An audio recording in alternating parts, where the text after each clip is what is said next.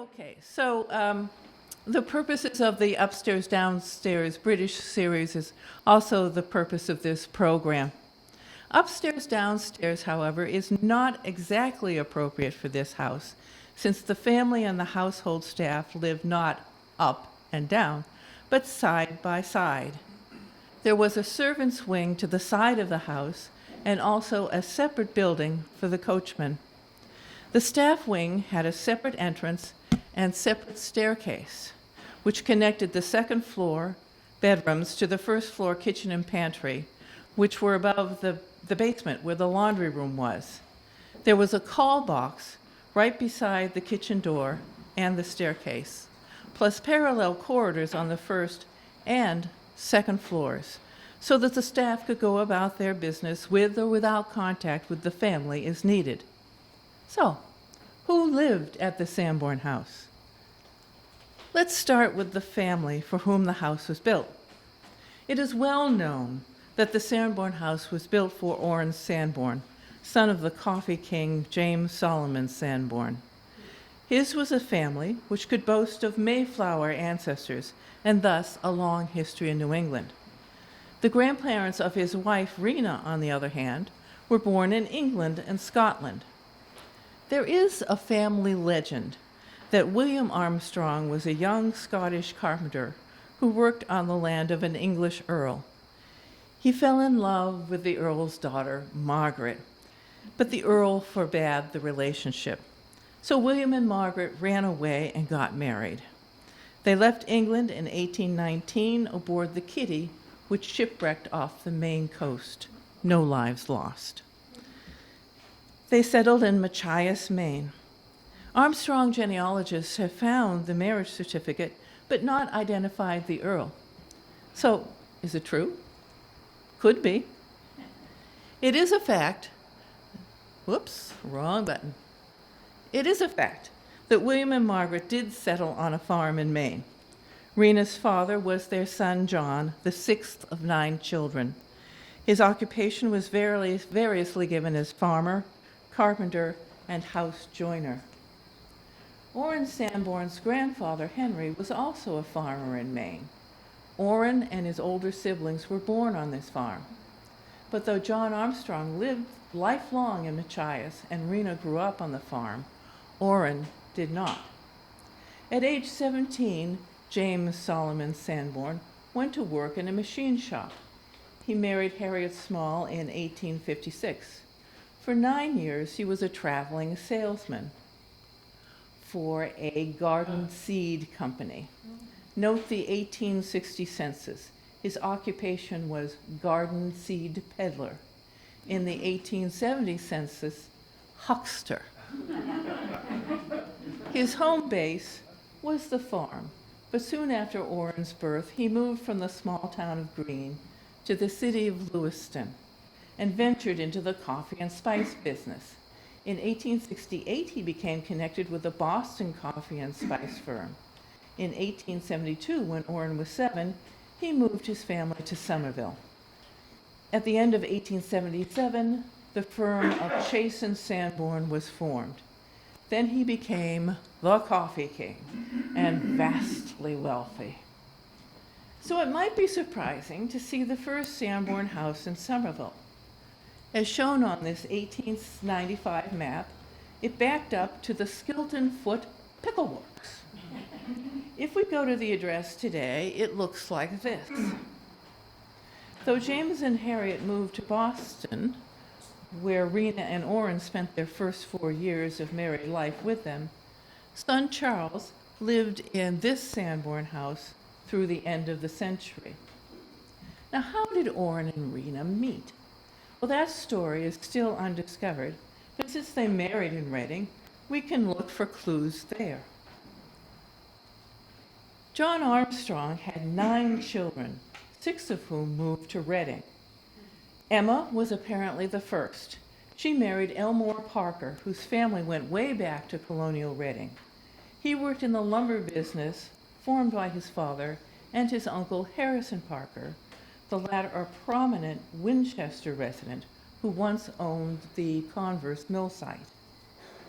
Interestingly, Elmore had an older half-brother, Gilman, who was engaged for over 50 years in the coffee business, which he also found to be lucrative. He did not work for Chase and Sanborn, having his own company. But it's very possible this is the link between the Armstrongs and Sanborn families. Then Emma's sister Laura came down from Maine and spent several years in Reading before moving to San Francisco. Sister Jenny was living with Emma in Reading by 1894 and married there in 1884. Brother Lorenzo joined the siblings in Reading, boarding with Jenny and marrying there. By 1885, Brother Ellery moved down to Reading, living first with the Parkers.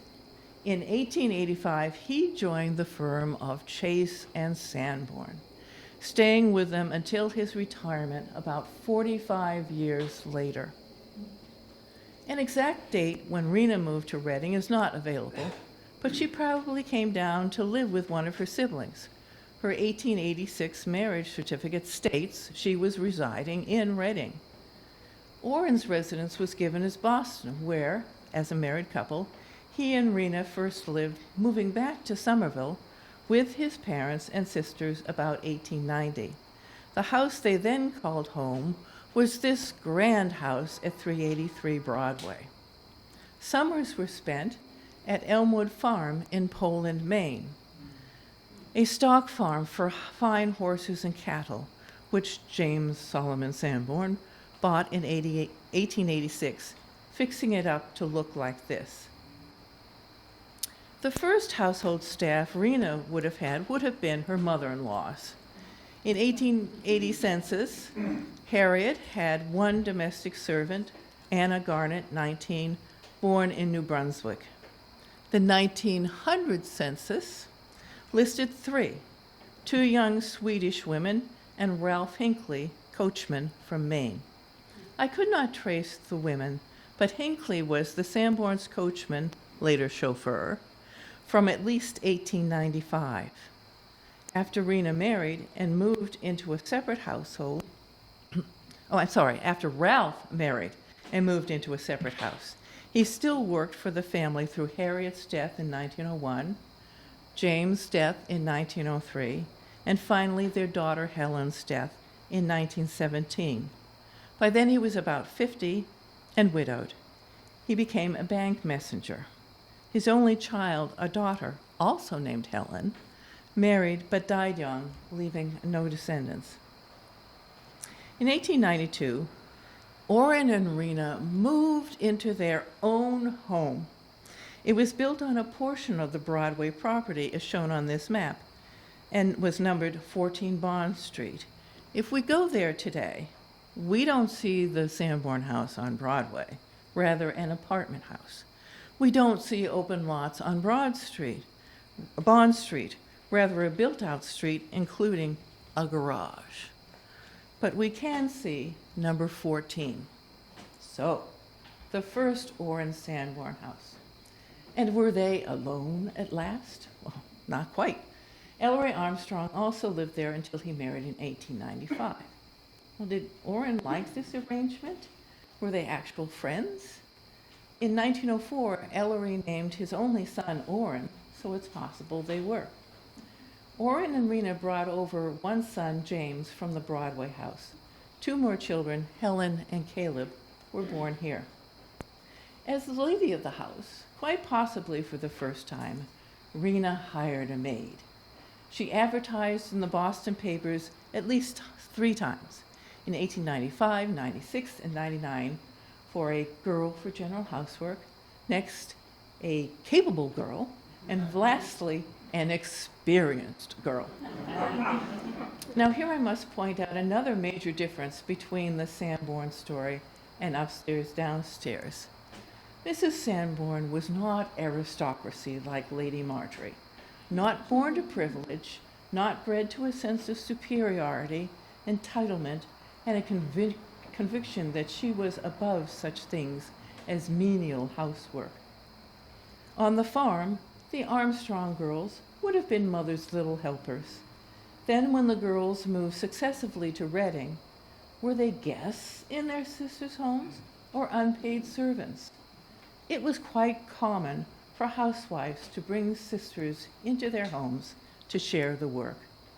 And unmarried sisters were often obliged to act as housekeepers for their unmarried brothers. Rena didn't have any younger sisters to add to her household, so she hired a maid. Many women of this era employed help because the business of housekeeping could be overwhelming. Winchester native Robert Elledge Sanborn, no relation, born in 1905, said 50 years later, "When it is announced that my family, as well as a large number of Winchester residents, employed one or more servants in my younger days, we are considered either affluent, lazy, or perhaps somewhat snobbish." As a matter of fact, it was a necessity in many families. A 2005 article by Esther Bloom in the Atlantic Monthly stated, "For centuries, a woman's social status was clear-cut. Either she had a maid or she was one." Servants, often live-ins, who did the bulk of the cooking, laundry, and childcare, were an indispensable part of life for virtually everyone who wasn't a domestic worker, him or herself. I cannot tell you about the maids Rena hired in Somerville, so let's move into the Sanborn's Winchester era. After 8 years in the new Somerville house, the family moved into a house at 12 Sheffield Road, newly built by Phineas Nickerson. The last child, John, was born here. Rena placed a new ad in the Boston Herald. A good general housework girl, good wages, call at once. She placed a second ad about 6 months later. Whether she was getting a second maid or a replacement, I cannot tell you. Their names weren't recorded, and maids did come and go frequently. But before talking about known staff, let's move them to what we consider the Sanborn house. This 1904 map shows the Sheffield Road house circled in red, and not far away, circled in purple, there was the Ginn Mansion with columns at the entrance and porch, a balustrade around the roof. After moving to Winchester, Orrin surely would have heard that two of the town's most prominent citizens, Representative Samuel McCall and eminent lawyer Sam Elder, were building houses up on Myopia Hill. What better for Orrin than to move up also? But rather than buy one of the Myopia lots, in 1904, he bought land on Cambridge Street, or High Street, hired the architectural firm of Hill and James, and awaited a grand new house. Was there something significant in the timing? Well, of course. His father had died and left him a fortune. Suddenly rich, what do you do? What Dad did, get a bigger house. Brother Charles, who took over his father's place in the business, left the Somerville house, moved into the Tudor Apartment Hotel in Boston, and built a modest summer place at Marblehead. Orrin's family lived at 12 Sheffield through 1905, just 5 years. During the construction of the High Street house, they rented a home on Central Street for about 2 years. The current houses numbered 15 and 17 Central used to be one house. Sam Elder lived there, Sam McCall lived there, then the Sanborns lived there. Finally, in 1907, the High Street house was ready. They moved in. This house was distinctive. It made a statement. The land was formerly part of a Cambridge Street farm. Farmhouse was the prevailing architectural style on Cambridge Street.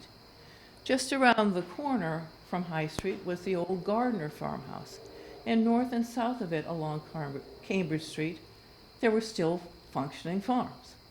Across High Street, there were homes built in the 1890s, visible in this 1931 aerial, but the stone and pond houses were more shielded by trees, while the Sanborn house was much more exposed.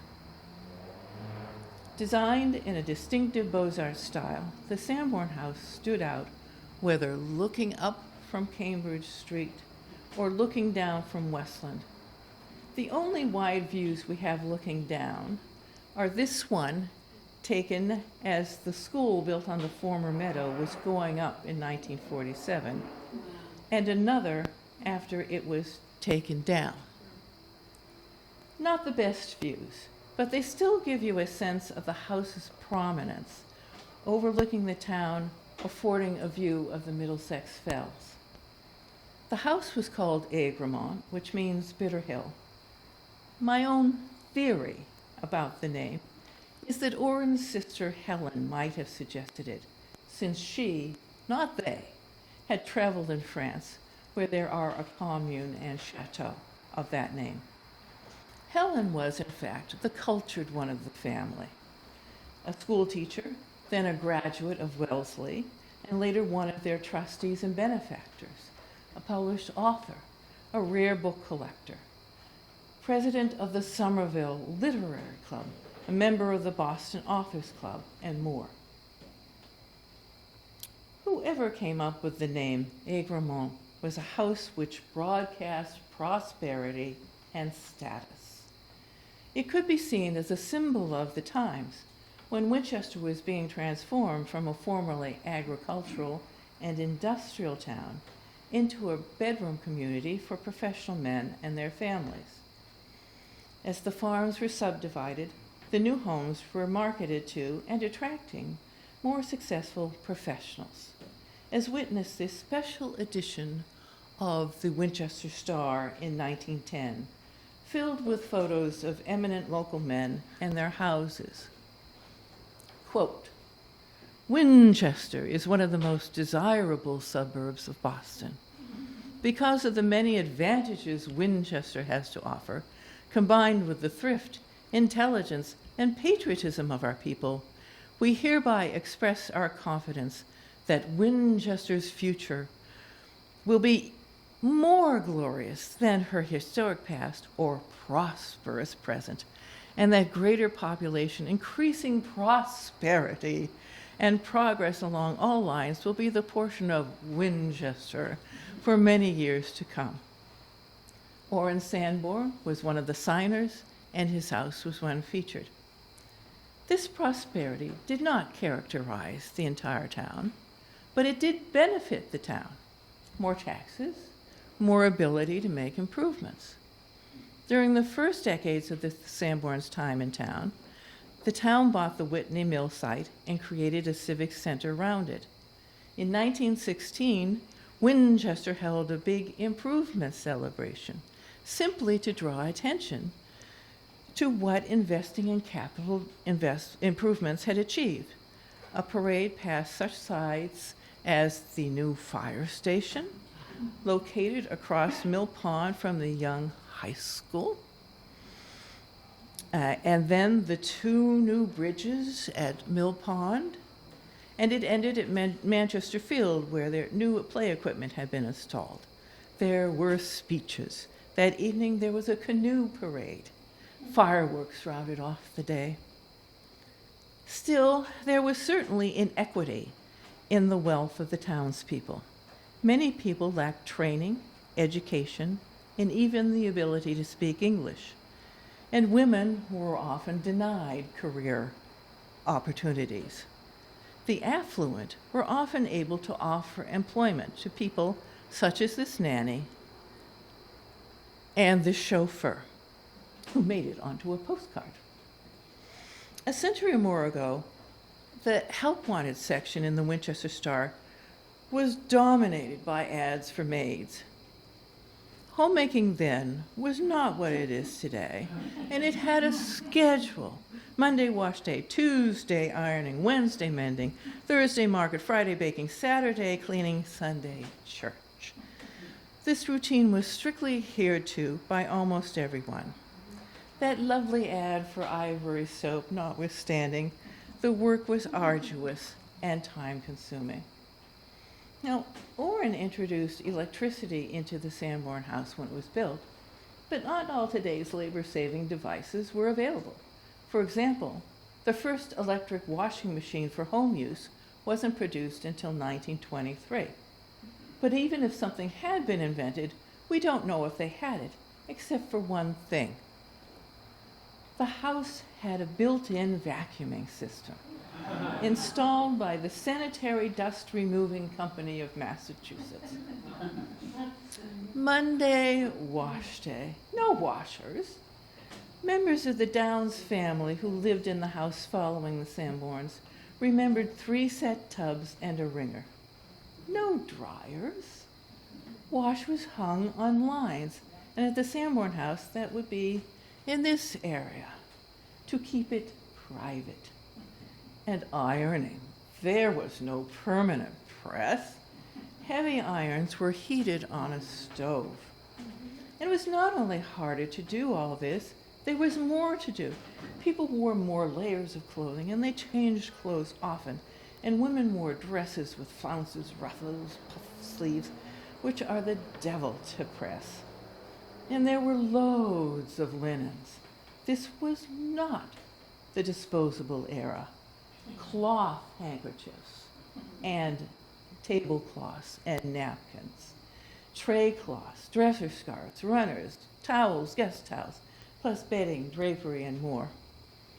Incidentally, the pictured artifacts are at my home, but here there are displays in the foyer and in the oak room, and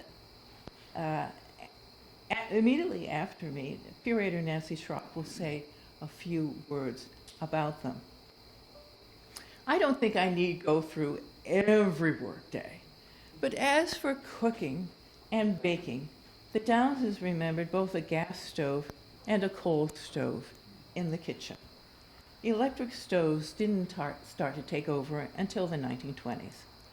The coal stoves could be difficult getting them going and maintaining a steady heat. Further to the chores on the screen, there was childcare, and some families had kitchen gardens and that they had to tend, and that meant there was putting up vegetables and fruit and making jam. Winchester did not have any homes using servants to an aristocratic upstairs-downstairs level. The Edwin Ginn home, enlarged in 1912, with a music hall, had a large staff, as many as 8. Parlor maid, chambermaid, kitchen maid, cook, laundress, butler, gardener, and chauffeur, the last 2 of whom had their own buildings. Most homes with servants had 1 or 2 live-in servants, often a cook and a maid, or maybe 3. Domestic jobs were filled to a large extent by immigrant women such as Anna Strinden, who was only 16 when she left her grandparents' home in Sweden to sail for America, and who worked for Mrs. Pond across the street. Given the limited work options for women, household service could have been the best choice for immigrants, preferable to the work they did at home in the fields and the factories. In fact, it was often the opportunity they needed as unskilled and possibly uneducated women to transition into American life. If they married, as Anna Strinden did, what they did as a maid was what they would do as a housewife in their own home. If we look at the demographics of just one year, 1900, the population of Winchester was 7,248. Live-in servants numbered about 537, of whom 476, or 89%, were women. The most common places of birth were Ireland, United States, Canada, and Sweden. Some housewives advertised specifically for Swedish maids. Following Anna Strinden, Mrs. Pond employed 2 Swedish sisters who stayed with her up through 1935, when they retired to their own home on Oneida Road. I do not know if Rena Sanborn had any preference in this regard, since she apparently had another way to find maids than advertising in the Boston Classifieds. But back to the question, who lived in the Sanborn house? Well, first, Orrin and Rena. And what were they like? They were sociable. Orrin, of course, joined the Calumet Club. It was what the gentlemen of the town did. He also joined the Winchester Gun Club, organized in 1901, and lasting only about 5 years. The Boston Herald called it a clay-bird smashing organization. Orrin liked shooting, fishing, and taking stag parties up to the Elmwood farm. He played baseball. His club in 1909, also including Sam McCall, Sam Elder, and Tom Lawson, one of the flashiest, wealthiest men around. Orrin loved cars and bought yachts, spending a good part of his summers on the North and South Shores, yachting and racing. He was said to have been an amiable man, but at home his idea of entertaining was probably playing pool in the game room of the carriage house. Rena Sanborn entertained on a larger scale. She used the house for dinners and teas, committee meetings, political meetings, and a wide variety of fundraising activities. Orrin viewed wealth as a means to a good time. Rena saw it as a means to do good. She went out to soup kitchens, supported the visiting nurses, chaired the hospital building committee, marched for women's suffrage, joined the peace movement. She supported social change, and she was generous. She supplied 1,200 sandwiches for a benefit for disabled veterans, donated surgical instruments to the new hospital, was a patroness for many events, and much more. She may not have been born to high society, similar to some other women who lived on the Hill, but she set a good example for community involvement.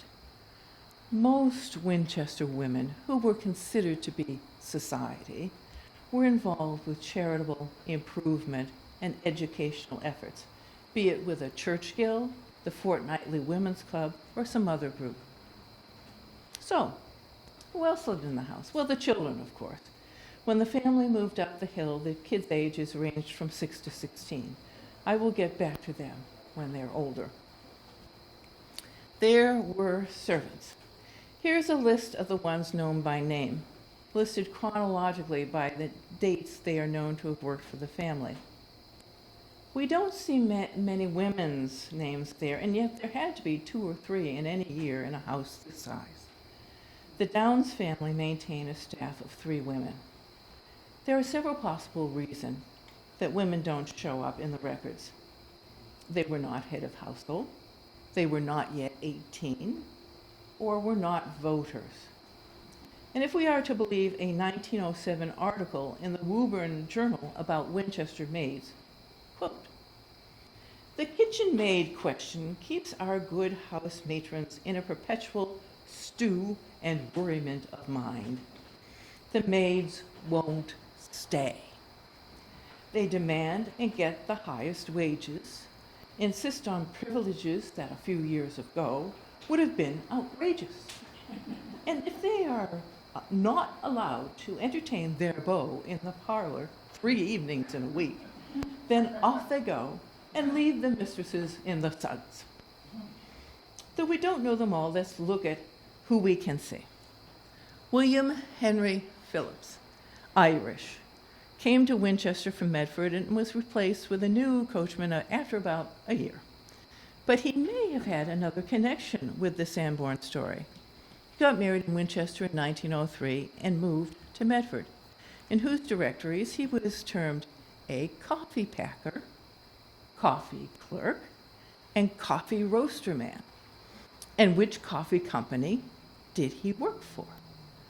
That detail was left out of the directories until 1938, when his employer was named, Standard Brands, which was formed in 1929 and acquired Chase and Sanborn.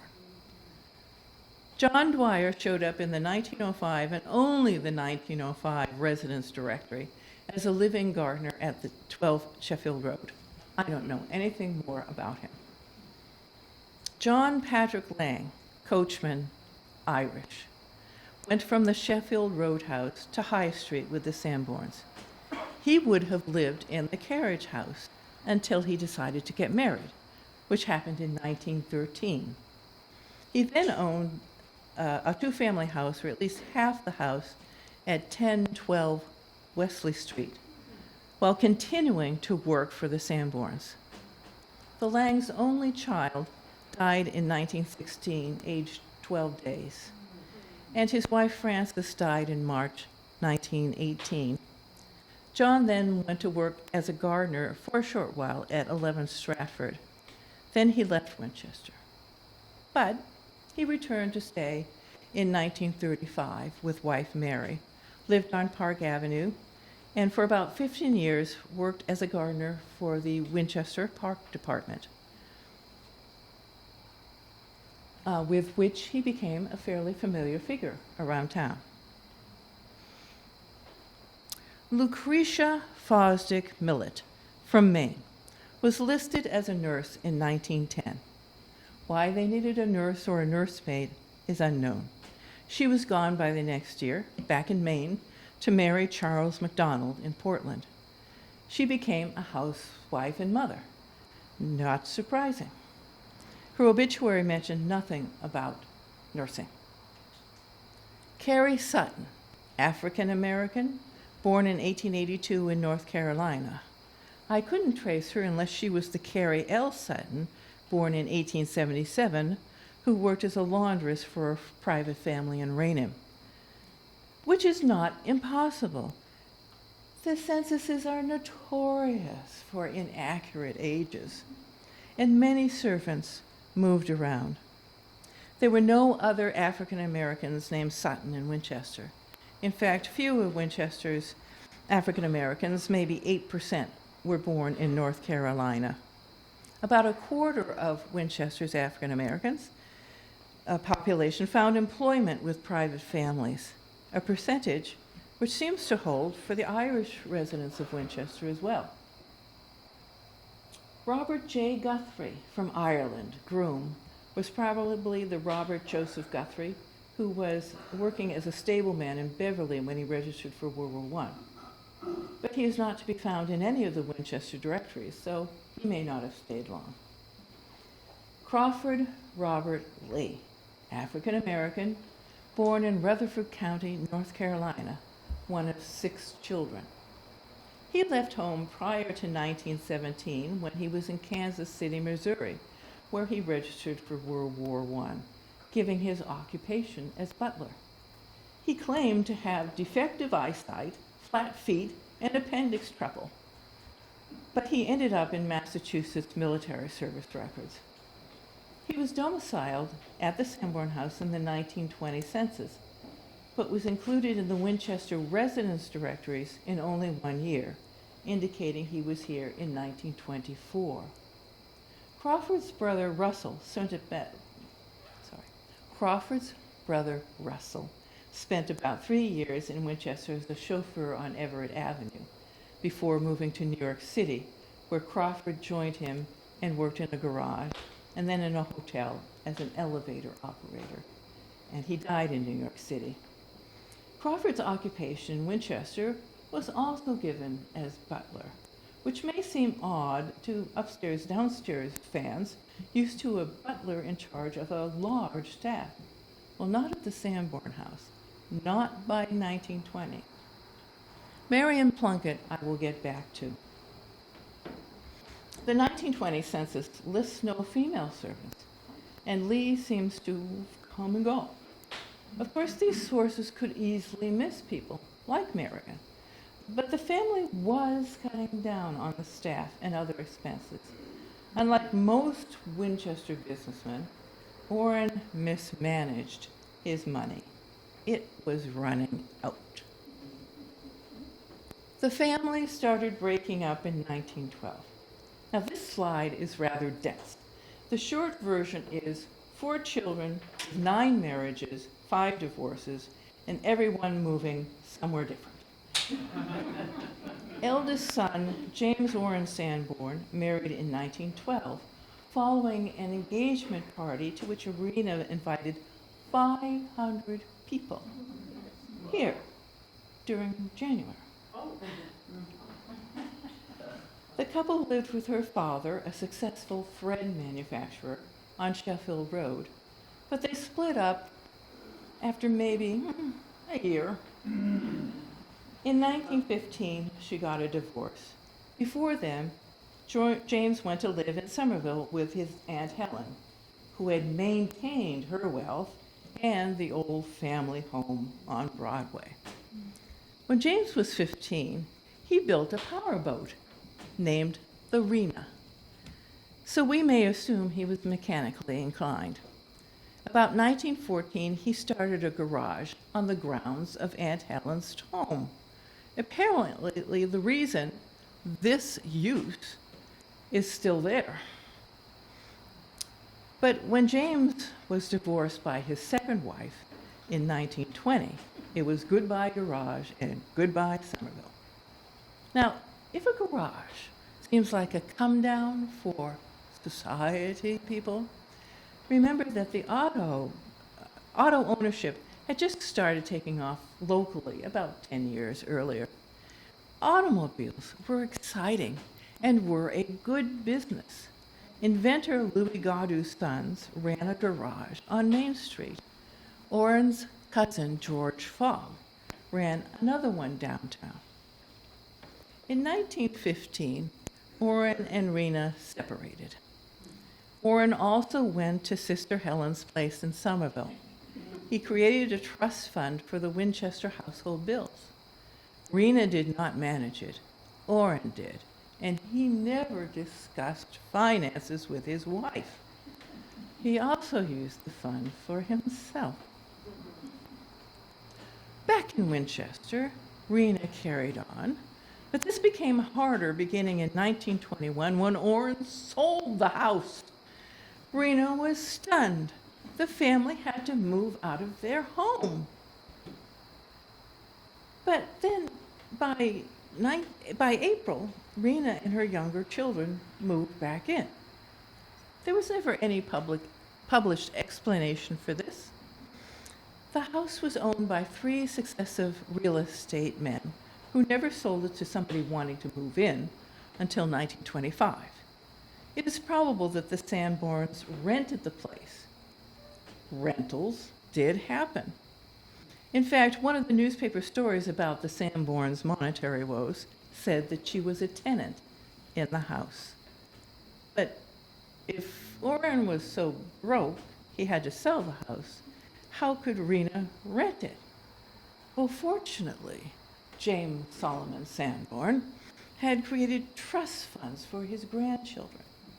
They could draw from the interest, but not touch the principal until they were 25, and then they could only take a portion of it. It's quite possible that those trust funds supplied just enough. Though Rena kept up her community activities, home life wasn't the same. This is not assumption. Due to several court cases and the enthusiasm of the Boston media to turn the Sanborn misfortunes into sensational headlines, we have testimony. 1922 has to have been one of the blackest years in the family's existence. Helen sued her father for her aunt's library, which she said was left to her, but her father misappropriated. Suing your father over some books may seem petty, but Aunt Helen's rare books and manuscripts were very valuable. I don't know what happened with the suit, but it was poor publicity for the family. Also in 1922, there was a scandal over son John, the youngest, now 20, described as a playboy and dubbed Handsome Jack by the press. He got married in March and was separated by June. The press, particularly the Boston American, day after day, printed stories, first filled with scandalous speculation and a slew of factual errors, and then a many-chapter tell-all by Eleanor. The 18-year-old bride whose story boils down to Jack, who couldn't touch the capital in his trust fund but bragged about how rich he was going to be, charmed her into marrying because she had a rich uncle who he expected to pay all his bills, which he ran up to an appalling degree and did, in fact, send to the uncle. Jack, she said, killed her feelings for him, quote, by his forever hounding me to induce Uncle to give us money, and more money. Eleanor complained that Jack deceived her about his and his family's wealth. I pass over most of this to focus on what Eleanor said about her visit to Egremont just after the honeymoon. When the family was alone, she said they ate off the bare kitchen table.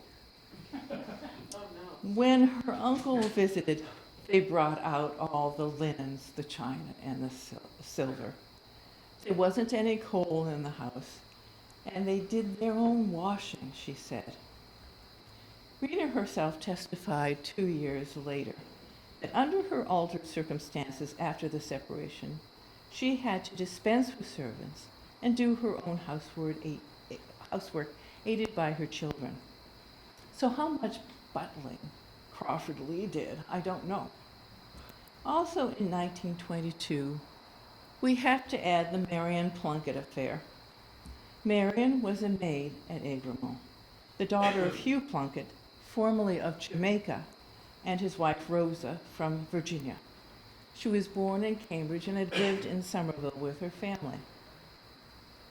The story as it unfolded in the press was that in February 1922, when she was 18, she was despondent. She thought she was in a delicate condition and expected a fellow named Robert Wentworth to marry her. Quote, Robert called me up on the phone, Marion told the press, and said he was not going to marry me. I ran to Mrs. Sanborn's room and found her revolver. I loaded it, intending to go out and shoot Robert Wentworth. Instead, I lost my head, became hysterical, and shot myself. She was taken to Winchester Hospital with a bullet in her left shoulder. Robert visited her there, then went out and got a license, got the consent of the rector of the Episcopal Church to perform the ceremony, and married her. According to the Boston Post, quote, patients in the Winchester Hospital literally up and took notice. Although the girl was in bed suffering from the wound in her shoulder, nurses tenderly lifted her out, dressed her for the occasion, gave her a bridal bouquet, decorated the ward with a profusion of flowers, and the Reverend Mr. DeWart pronounced the words that made the couple man and wife. And that's a fact. Here's the marriage certificate.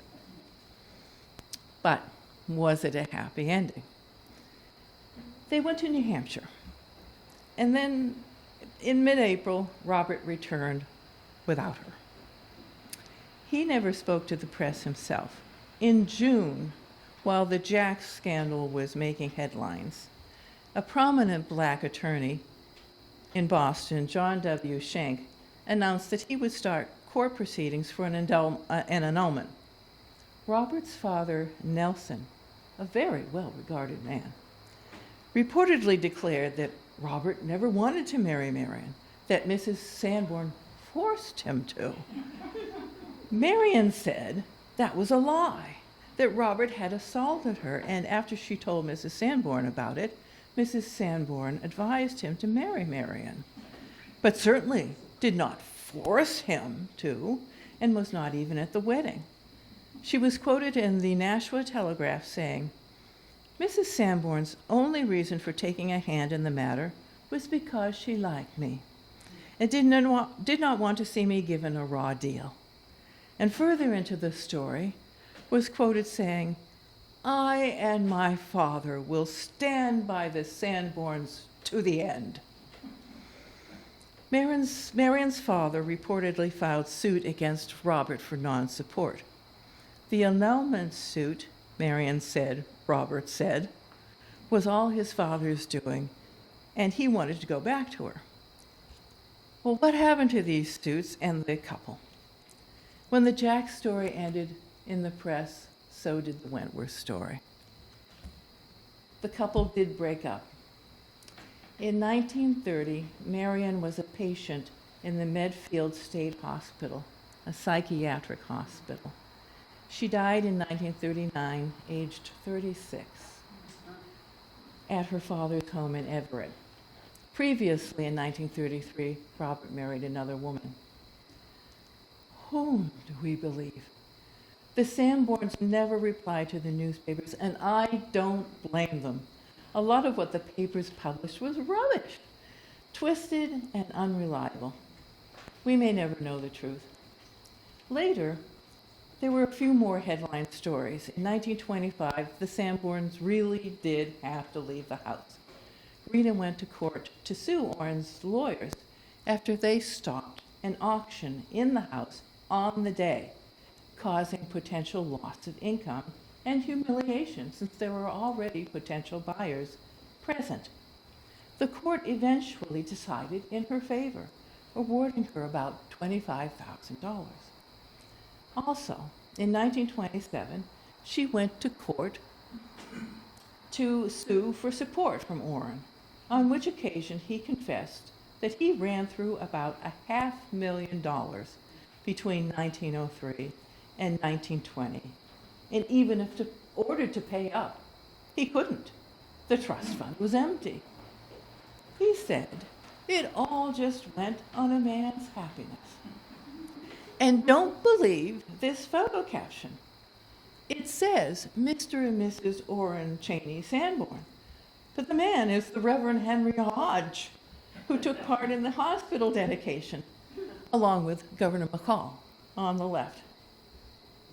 Now, back in 1922, Eleanor, in her bitterness against Jack, said some disparaging things about the Sanborns, aside from their not really being rich. She said, I know real society and breeding when I see it. And essentially said the Sanborns didn't have it. They were just social climbers.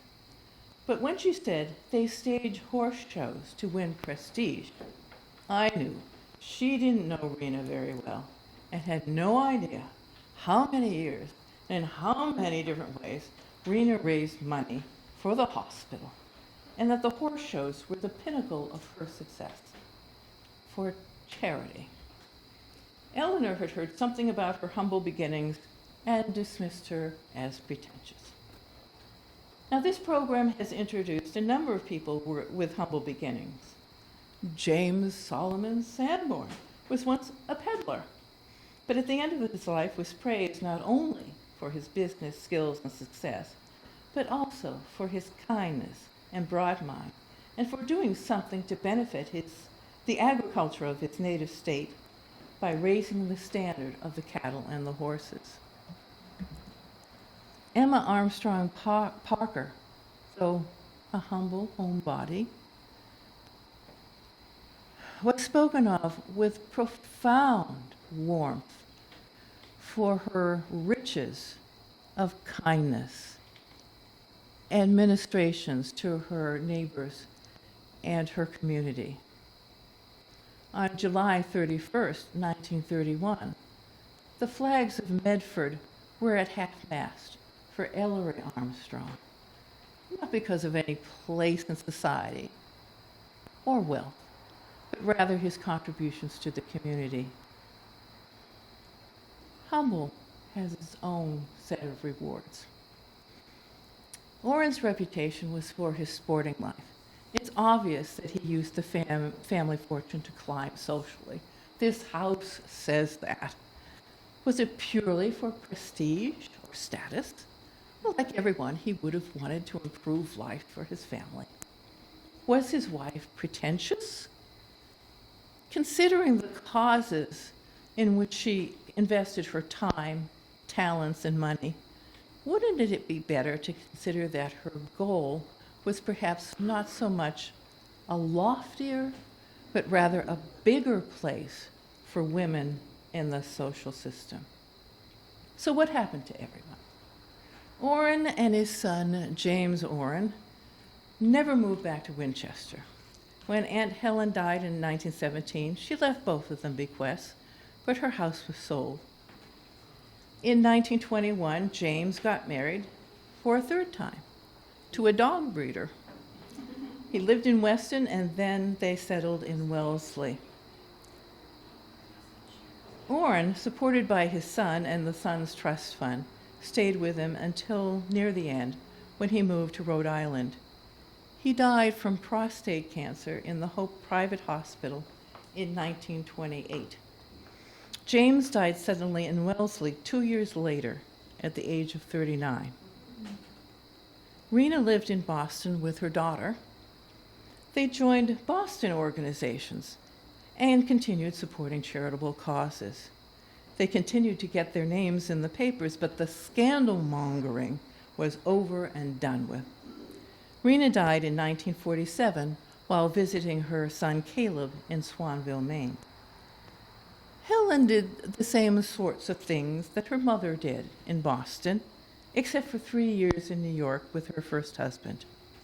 After they divorced, very quietly, she returned to Boston with her son Sterling and married lawyer Edward Merritt Hamlin in 1940. She outlived all her siblings, dying in 1963, survived by her husband and the only Sanborn grandchild.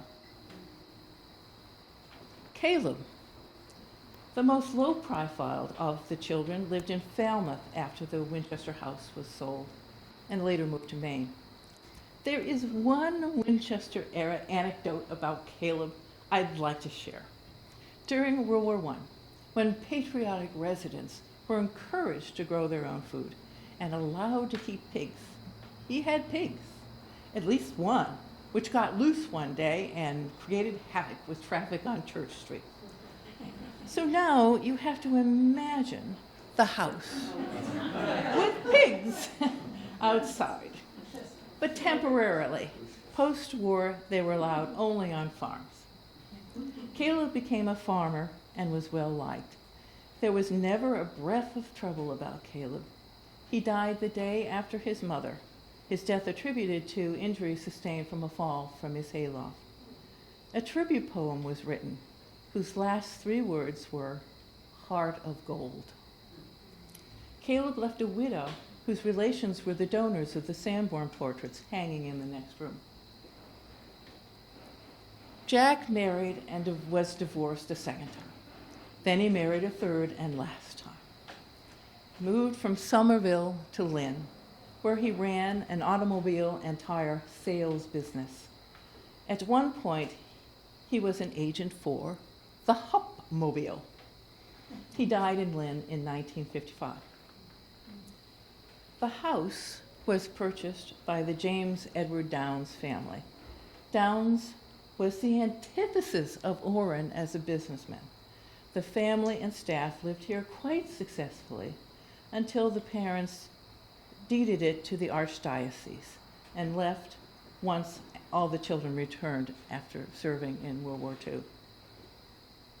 A school was built where a paddock and meadow had been, reflecting another trend in the town, loss of open space to development.